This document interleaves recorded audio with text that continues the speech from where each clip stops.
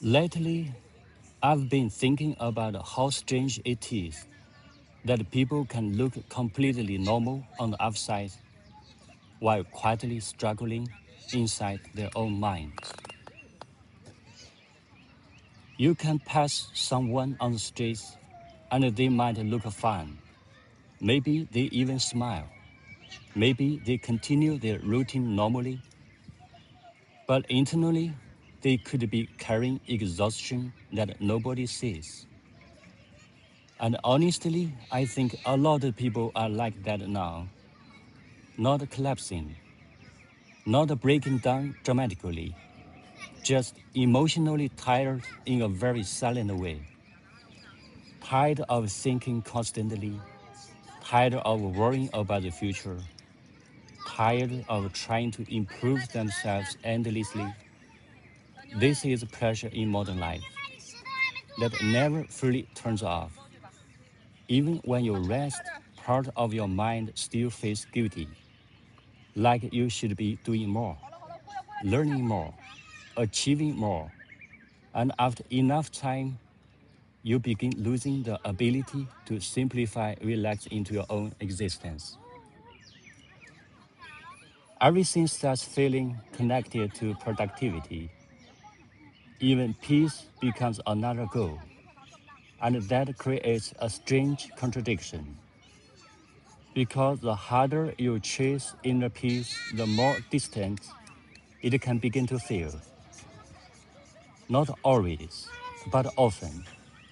Because peace cannot fully exist when your mind is treating life like a constant self-improvement project. Sometimes what you actually need is not another strategy, not another plan, not another video telling you how to optimize your life. Sometimes you just need a moment where you stop fighting yourself, a moment where you stop measuring your worth through progress. And sitting quietly like this, you begin noticing things that were always here: the sound of birds, the movement of air, the feeling of your own breathing, simple things, ordinary things. But maybe life was always happening in these ordinary moments, while the mind was busy searching somewhere else. I think many people secretly believe they will finally allow themselves to rest after they solve everything, after they become successful enough, confident enough, certain enough, but life keeps moving.